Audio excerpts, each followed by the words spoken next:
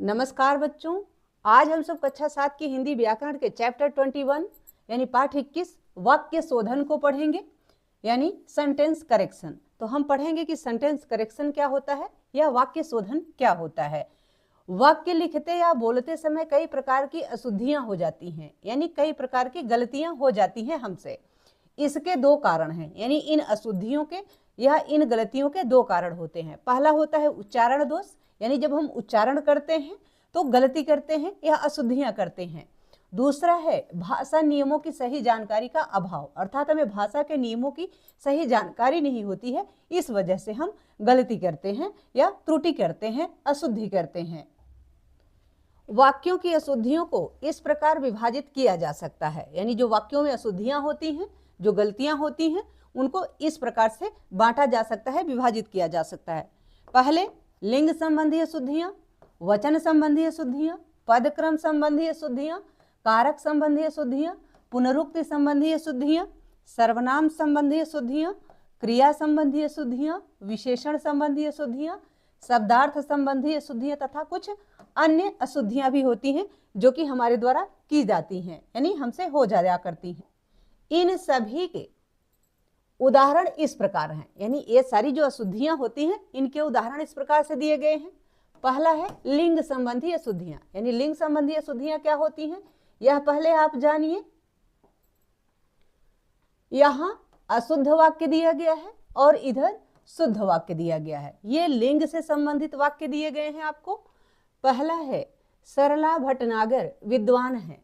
तो आप देखिए सरला भटनागर क्या है, वो स्त्री है। यहाँ आपको पता चल रहा है कि वह क्या है, वह स्त्री है। और हिंदी में दो लिंग होते हैं, एक स्त्रीलिंग और एक पुल्लिंग। ठीक है, लिंग तीन होते हैं संस्कृत में, एक नपुंसक लिंग भी होता है, लेकिन हिंदी में दो ही माने जाते हैं, एक पुल्लिंग और एक स्त्रीलिंग। ठीक है, तो सरला भटनागर स्त्री है इसलिए स्त्रीलिंग हुई वो। और यहाँ विद्वान दिया गया है, विद्वान शब्द जो होता है वह पुल्लिंग होता है, तो यह किसके लिए होगा, यह मेल के लिए होगा, पुरुष के लिए होगा, स्त्री के लिए नहीं होगा। तो जो स्त्री है उनके लिए क्या होगा, उनके लिए विदुषी शब्द है। स्त्रियों के लिए विदुषी होता है और पुरुषों के लिए विद्वान होता है। ठीक है, तो सरला भटनागर विदुषी है, यह वाक्य सही है। दूसरा वाक्य है कवि कविता सुना रही है। तो यदि वह कवि है तो वह कविता सुना रही है नहीं होगा, बल्कि सुना रहा है होगा। यहाँ क्या रहेगा कि कवित्री कविता सुना रही है। जब सुना रही है तो क्या होगा, कवि का कवित्री हो जाएगा। यदि कवि है तो वह क्या होगा, सही वाक्य यह होगा कि सुना रहा है। ठीक है, और कवित्री कविता सुना रही है। जब यहाँ रही है बताया गया है तो रही है के लिए क्या होता है कि सुना रही है, तो वह कवित्री होगी।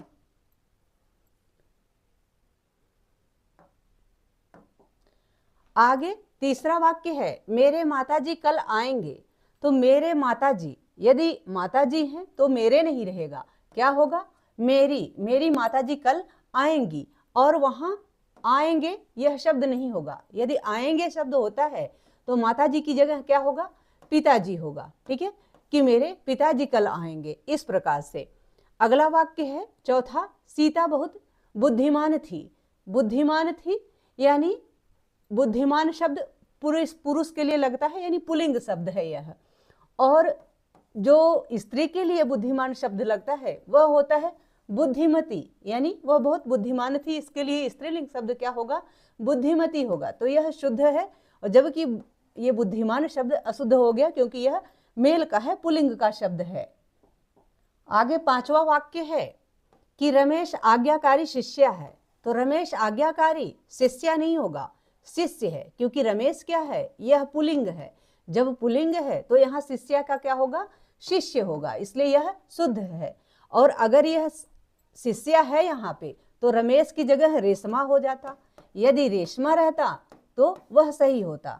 ठीक है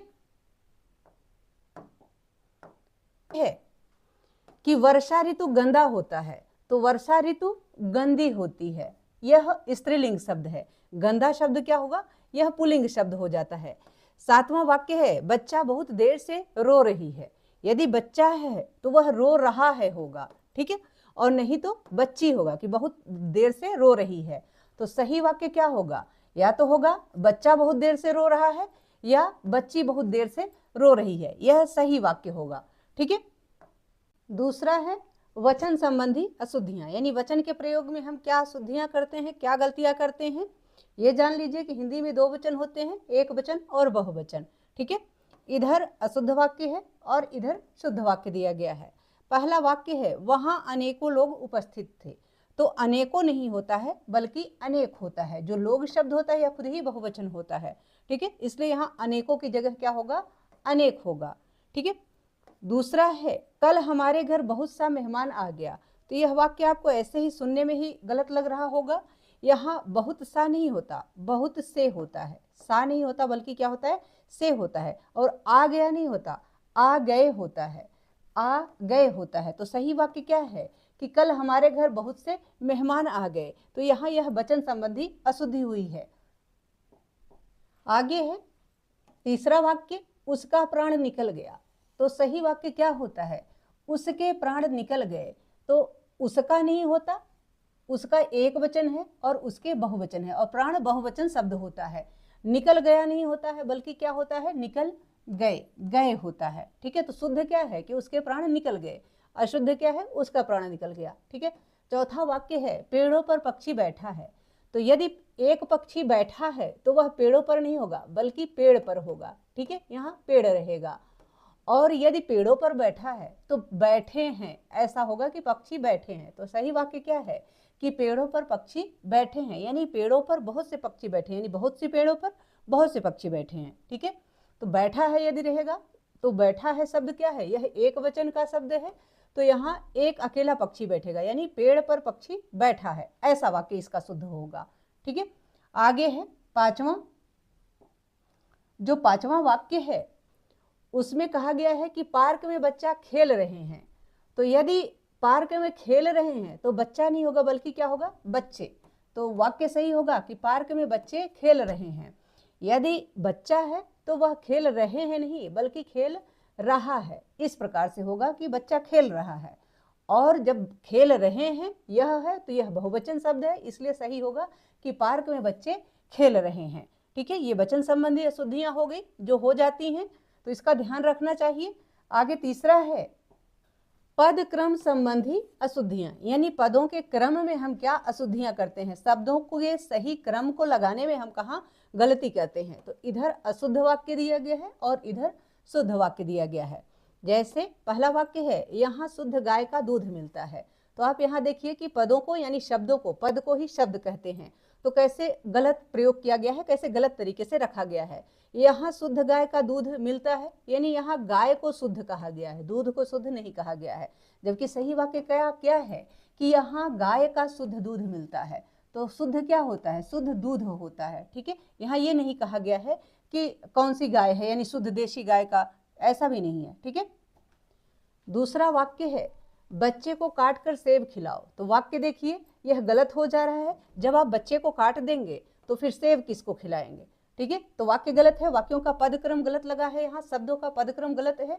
सही क्या है कि सेब काट कर बच्चे को खिलाओ, यानी सेब को काटो और उसे बच्चे को खिलाओ, न कि बच्चे को काटो और उसको सेब खिलाओ। ठीक है। तीसरा वाक्य है एक गर्म कप चाय पी लो। तो यहाँ देखिए, यहाँ एक गर्म कप, यानी कप को गर्म करने के लिए कहा गया है कि न कि चाय को। तो यह वाक्य क्या हुआ, गलत पद क्रम की वजह से गलत वाक्य हो गया। सही वाक्य क्या होगा कि एक कप गर्म चाय पी लो, यानी कप गर्म हो या ना हो, चाय आपकी गर्म होनी चाहिए। ठीक है। आगे देखते हैं चौथा वाक्य, मुझे एक फूलों की माला चाहिए। यदि आपको फूलों की माला चाहिए तो वहां फूलों में एक फूल नहीं होता, फूलों में बहुत से फूल होते हैं। माला एक होती है, एक माला में बहुत सारे फूल की आवश्यकता होती है। ठीक है। तो यदि आपको फूलों की माला चाहिए तो सही वाक्य क्या होगा कि मुझे फूलों की एक माला चाहिए, न कि एक फूलों की। चौथा है कारक संबंधी अशुद्धियां, यानी कारक के प्रयोग में हम कहाँ अशुद्धियां करते हैं, इसको जान लेते हैं। तो आपको पता है हिंदी में कारक 8 प्रकार के होते हैं। कौन कौन से, कर्ता कारक होता है, कर्म कारक होता है, करण कारक, संप्रदान कारक, अपादान कारक, अधिकरण कारक, संबंध कारक और संबोधन, ये 8 कारक होते हैं। ठीक है। तो इसमें हम कहाँ अशुद्धियां करते हैं इनके प्रयोग में, वह यहाँ पे बताया गया है। इधर अशुद्ध वाक्य है और इधर शुद्ध वाक्य है। पहला वाक्य है मामा जी कार पर आए हैं, तो यह वाक्य बता रहा है कि मामा जी कार के ऊपर बैठ कर आए हैं, जबकि सही वाक्य क्या है कि मामा जी कार में आए हैं। ठीक है, आगे है दूसरा वाक्य, मैंने भी खाना है, तो मैंने भी नहीं होता, मैंने यह जो शब्द है यह गलत है। सही क्या होता है कि मुझे भी खाना है। ठीक है, आगे है तीसरा वाक्य, सड़क में मत भागो, तो कोई सड़क के अंदर होल नहीं है जो उसमें कोई भागेगा, तो भागता इंसान कहाँ है, सड़क पर है, तो यहाँ पर का प्रयोग होता है, पर कारक का प्रयोग होता है, इसलिए शुद्ध वाक्य है सड़क पर मत भागो। ठीक है, चौथा वाक्य है सीता पत्र को लिखा, तो सीता पत्र को लिखा यह वाक्य आपको गलत लग रहा है। ठीक है, क्योंकि सही वाक्य क्या है कि सीता ने पत्र लिखा, सीता ने पत्र लिखा, सीता प्रथमा है तो प्रथमा ने होता है। ठीक है, पांचवा वाक्य है रोगी को दवा लाओ, तो रोगी को दवा नहीं लाया जाता बल्कि रोगी के लिए दवा लाया जाता है, तो सही वाक्य क्या है कि रोगी के लिए दवा लाओ। ठीक है, पांचवा है पुनरुक्ति संबंधी अशुद्धियां, यानी पुनरुक्ति कहते हैं दोहराव को, तो जैसे किसी भी कथन को जो हम दोहराते हैं तो वहां कहाँ पे गलती करते हैं, कहाँ दोहराना चाहिए और कहाँ नहीं दोहराना चाहिए, तो इधर अशुद्ध वाक्य है और इधर शुद्ध वाक्य है। पहला वाक्य है कृपया करके मेरे घर आने की कृपा करें, तो जब आपने किसी से कहा कि मेरे घर आने की कृपा करें तो यह तो खुद ही शुद्ध वाक्य है, तो कृपया करके कहने की आवश्यकता नहीं थी। जब आप कृपया करके कहेंगे तो कृपया करके मेरे घर आप जरूर आइए, इस प्रकार से वाक्य कहेंगे तब शुद्ध होगा। ठीक है, दूसरा वाक्य है केवल विद्यार्थी मात्र के लिए, तो यह वाक्य गलत है, क्योंकि मात्र जो शब्द होता है यह रुपए पैसे के लिए लगाया जाता है कि मात्र 10 रुपए, मात्र 20 रुपए, मात्र 1000 रुपए, 1000 रुपए मात्र, इस प्रकार से विद्यार्थियों के लिए नहीं लगाया जाता। जैसे ही आपने कहा कि केवल, तो केवल शब्द ही आपका यह बता दिया कि यहाँ सिर्फ विद्यार्थी ही अलाउ हैं, तो सही क्या हो गया कि केवल विद्यार्थियों के लिए, यह वाक्य शुद्ध है, और जबकि केवल विद्यार्थियों मात्र के लिए यह वाक्य गलत हो गया। ठीक है, तीसरा वाक्य है मैं सप्रमाण सहित कहता हूँ, तो जैसे ही आपने कहा कि मैं प्रमाण सहित कहता हूँ तो उसका अर्थ खुद ही हो गया कि आपने प्रमाण के साथ कहा है, तो सप्रमाण यह कहने की आवश्यकता नहीं थी। सप्रमाण का अर्थ ही होता है कि प्रमाण के सहित। ठीक है, यानी प्रमाण के साथ, या तो आप कहिए कि प्रमाण सहित या आप कहिए सप्रमाण कहता हूँ, यानी प्रमाण के साथ कहता हूँ, प्रमाण के सहित कहता हूँ।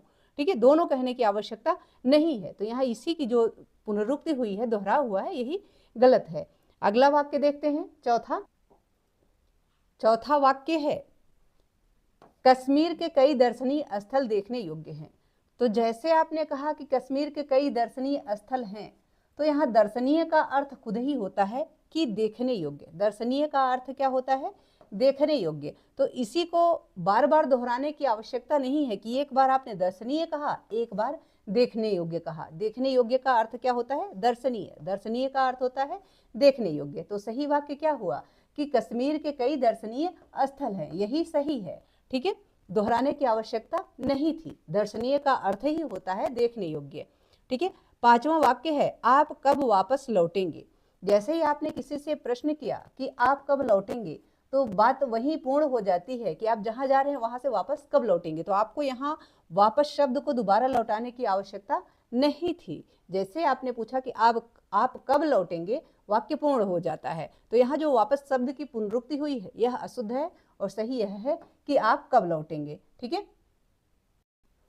छठा है सर्वनाम संबंधी अशुद्धियां, यानी सर्वनाम के प्रयोग में हम कुछ अशुद्धियां करते हैं, कुछ गलतियां करते हैं, वो क्या होती हैं यहाँ देखते हैं। इधर अशुद्ध वाक्य है, इधर शुद्ध वाक्य है। पहला है मैं आपकी पुस्तक नहीं ली, तो मैं की जगह क्या होगा, सही सर्वनाम होगा मैंने, सही सर्वनाम क्या होगा कि मैंने आपकी पुस्तक नहीं ली। दूसरा वाक्य है मैं 3 भाई हूं, तो जब 3 हैं तो 3 के साथ बहुवचन हो गया तो क्या होता है, हम लगता है, तो क्या होगा हम 3 भाई हैं, इस प्रकार से। ठीक है, हूं शब्द नहीं लगेगा, क्या होगा, हैं। ठीक है, आगे है तीसरा वाक्य तुम तुम्हारे घर चले जाओ, तुम तुम्हारे घर चले जाओ, यह गलत है, क्योंकि यहाँ क्या होगा, यहाँ तुम्हारे की जगह अपने लगेगा कि तुम अपने घर चले जाओ, तो सही सर्वनाम शब्द क्या है, अपने, कि तुम अपने घर चले जाओ।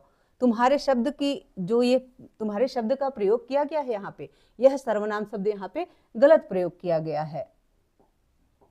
आगे है चौथा वाक्य, मैंने मेरा काम कर लिया है। तो मैंने मेरा, तो यहाँ मेरा नहीं होगा, मेरा की जगह क्या होगा, इसकी जगह क्या होगा सही, अपना। मैंने अपना काम कर लिया है, सही सर्वनाम यहाँ पे क्या है, अपना। ठीक है। पांचवा वाक्य है, मेरे को घूमना अच्छा लगता है। तो मेरे को शब्द जो है यह गलत है, यह सही सर्वनाम का प्रयोग यहाँ पे नहीं हुआ है। सही सर्वनाम क्या होगा कि मुझे, मेरे को की जगह क्या होगा, मुझे, मुझे घूमना अच्छा लगता है। सातवां है क्रिया संबंधी अशुद्धियां, यानी क्रिया के प्रयोग में हम कहाँ अशुद्धि करते हैं, गलती करते हैं, उसको भी देखते हैं। इसमें पहला वाक्य है जो अशुद्ध है कि तुम्हारी तो अक्ल मर गई है। तो यहाँ सही क्या होनी चाहिए, सही वाक्य होगा कि तुम्हारी तो अक्ल मारी गई है। क्या होगा, मारी गई है, मर गई है नहीं, मर नहीं रहेगा, क्या होगा, मारी शब्द रहेगा। आगे है दूसरा वाक्य, आप वहां आराम से बैठो। तो सही शुद्ध वाक्य क्या होगा, क्रिया का सही प्रयोग क्या होगा कि आप वहां आराम से बैठिए। आप किसी बड़े के लिए आप बोल रहे हो तो वह बैठो शब्द उसके साथ अच्छा नहीं लगता, सही प्रयोग नहीं है, होगा क्या, बैठिए, यह सही है, शुद्ध है।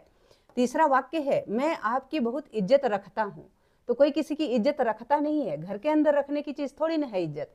तो करता हूं, सही क्या है, करता हूं, मैं आपकी बहुत इज्जत करता हूं, यह वाक्य सही है। चौथा वाक्य है, तुम कपड़े डाल लो। तो तुम कपड़े डाल लो, डाल लो का क्या अर्थ हुआ, या तो डाल दो होता कि वॉशिंग मशीन में डाल दो, कहीं डारे पे डाल दो, तो बात समझ में आती। डाल लो का अर्थ गलत है, सही क्या होगा कि तुम कपड़े पहन लो, उसको पहनने के लिए बोला जा रहा है। अपने शरीर पर डाल लो का अर्थ होता है कि पहन लो, क्या होता है, पहन लो। तो डाल दो, डाल लो, यह शब्द क्या हुआ, गलत हो गया। यहाँ जो है क्रिया का जो प्रयोग किया गया है वह गलत है। अगला वाक्य है, दिल्ली में मानसून आई। तो दिल्ली में मानसून आई, यह वाक्य गलत है। तो आई नहीं होना चाहिए, यहाँ क्या होना चाहिए, आया। क्या होना चाहिए, आया, यानी दिल्ली में मानसून आया। आगे देखते हैं। आठवां है विशेषण संबंधी अशुद्धियां, यानी विशेषण के प्रयोग में हम कहाँ अशुद्धि करते हैं। तो आपको पता है विशेषण किसे कहते हैं, जो संज्ञा और सर्वनाम की विशेषता बताता है वह शब्द विशेषण कहलाता है। ठीक है। तो यहाँ अशुद्ध वाक्य दिए गए हैं इधर, और इधर शुद्ध वाक्य हैं। यहाँ देखिए कि आज की ताजी खबरें सुनो। तो क्या होता है, सही क्या होता है, खबरें ताजी होती हैं या ताजा होती हैं। सही वाक्य क्या है कि ताजा खबरें सुनो। ठीक है, आज की ताजा खबरें सुनो, यह वाक्य सही है। यहाँ विशेषण यानी जो खबर है उसकी विशेषता बताई गई है कि वह ताजा है। तो ताजा शब्द सही है, ताजी शब्द गलत है। ताजी जो विशेषण शब्द यहाँ लगाया गया है यह क्या है, गलत है, क्योंकि ताजी तो सब्जियां होती हैं। ठीक है, खबरें ताजी नहीं होती, वो ताजा खबर होती है। ठीक है। दूसरा वाक्य है, यह लेख सबसे उत्तम है। तो क्या है, यह लेख सबसे उत्तम है। तो यह लेख उत्तम है, जैसे ही आपने उसको उत्तम कहा वह खुद ही पता चल गया कि बाकी लेखों से यह अच्छा है। तो यहाँ आपको सबसे लिखने की आवश्यकता नहीं थी। ठीक है। तीसरा वाक्य है, हवा गर्म चल रही है। तो हवा गर्म चल रही है, यानी हवा ने कुछ और एक्स्ट्रा गर्मी नहीं कर दी है, वह गर्म हवा चल रही है। सही वाक्य क्या होगी कि गर्म हवा चल रही है, यह सही वाक्य है। चौथा है, उसके सामने गहरी समस्या थी। तो गहरी नहीं, समस्या नापा नहीं जा सकता कि कितने फीट गहरी है। ठीक है, वो कोई गड्ढा थोड़ी ना है कि इतने फीट है उसकी गहराई। तो गंभीर होती है समस्या, कैसी होती है, गंभीर होती है, यानी बड़ी होती है, तो उसको क्या बोलते हैं, गंभीर बोलते हैं। तो सही वाक्य क्या है, यहाँ सही विशेषण क्या है, गंभीर। तो उसके सामने गंभीर समस्या थी, यह वाक्य सही है। आगे है नौवां, क्रिया विशेषण संबंधी अशुद्धियां, यानी क्रिया विशेषण में हम क्या अशुद्धियां करते हैं उसको देखिए। इधर अशुद्ध वाक्य है, इधर शुद्ध वाक्य है। जैसे पहला है, व्याकरण के पुस्तक हाथ हाथ बिक गई। तो व्याकरण के नहीं होता बल्कि व्याकरण की होता है। व्याकरण की और पुस्तक हाथों हाथ, तो हाथों हाथ होता है, हाथ हाथ नहीं होता, एक एक हाथ नहीं होता, बल्कि क्या होता है, हाथों हाथ होता है। ठीक है। तो क्या होगा, सही वाक्य क्या होगा कि व्याकरण की पुस्तक हाथों हाथ बिक गई, यानी इधर से आई उधर बिक गई। दूसरा वाक्य है आज सारी रात भर बारिश होती रही। तो जैसे ही रात भर आपने कहा तो खुद ही पता चल गया कि सारी रात बारिश होती रही, तो वहां सारी लिखने की आवश्यकता ही नहीं थी। यह हम क्रिया की विशेषता बताने में गलती कर रहे हैं, अशुद्धि कर रहे हैं। सही वाक्य क्या होगा कि आज रात भर बारिश होती रही। ठीक है, इसी से पता चल गया कि सारी रात बारिश हो रही थी। आगे है तीसरा वाक्य कि दीवार पर नहीं लिखो। दीवार पर नहीं लिखो, यह वाक्य गलत है। सही वाक्य क्या होगा कि दीवार पर मत लिखो। नहीं की जगह क्या होगा, सही क्रिया विशेषण होगा मत लिखो। ठीक है, चौथा वाक्य है रेणु प्रातः काल के समय घूमने जाती है। तो प्रातः काल के समय, तो जो प्रातः काल का समय होता है वह खुद आपको बता देता है कि वह सुबह का समय है। ठीक है, तो वहां वापस से समय लिखने की आवश्यकता नहीं थी। रेणु प्रातः काल घूमने जाती है, यही वाक्य सही है। ठीक है, तो यहाँ हमने क्या किया, यहाँ हमने क्रिया विशेषण के प्रयोग में गलती की है, अशुद्धि की है। ठीक है, पांचवा वाक्य है वह जल्दी दौड़ता है। तो जल्दी नहीं दौड़ता, जल्दी जल्दी चलता है, वह तेज दौड़ता है। सही क्रिया विशेषण क्या है, तेज, यानी दौड़ने की विशेषता यह है कि वह तेज दौड़ता है, यानी वह दौड़ता है, यह उसकी विशेषता हो गई। और दौड़ने की विशेषता यह है कि वह तेज दौड़ता है, तो वह तेज होता है। ठीक है, जल्दी नहीं होता है। ठीक है, आगे देखते हैं 10वां अन्य अशुद्धियां। तो कुछ अन्य अशुद्धियां भी होती हैं, अन्य गलतियां भी होती हैं जो हमारे द्वारा की जाती हैं, उसको भी जान लेते हैं। इधर अशुद्ध वाक्य है और इधर शुद्ध वाक्य है। जैसे पहला वाक्य है यह दंड भोगने योग्य है। तो यह दंड भोगने योग्य नहीं, भोगने का अर्थ होता है सुख भोगना। अच्छे कार्य में जब आपको सुख की प्राप्ति हो तो उसको भोगना कहते हैं। पाने योग्य होता है, यहाँ क्या होता है कि यह दंड पाने योग्य है। ठीक है, यह व्यक्ति जो है यह दंड पाने योग्य है, यह दंड भोगने योग्य सही बात नहीं है, सही वाक्य नहीं है। दूसरा वाक्य है गिरने पर उसे भारी कष्ट हुआ। तो गिरने पर उसे भारी कष्ट हुआ, यह सही नहीं है। भारी यानी वजन नहीं है वो, उसको बहुत कष्ट हुआ। तो सही वाक्य क्या होगा कि गिरने पर उसे बहुत कष्ट हुआ, यानी उसको चोट लगी और उसको बहुत दर्द हुआ। भारी नहीं यानी वजन कोई नहीं लद गया उसके सिर पे कि कुछ वजन लद गया है।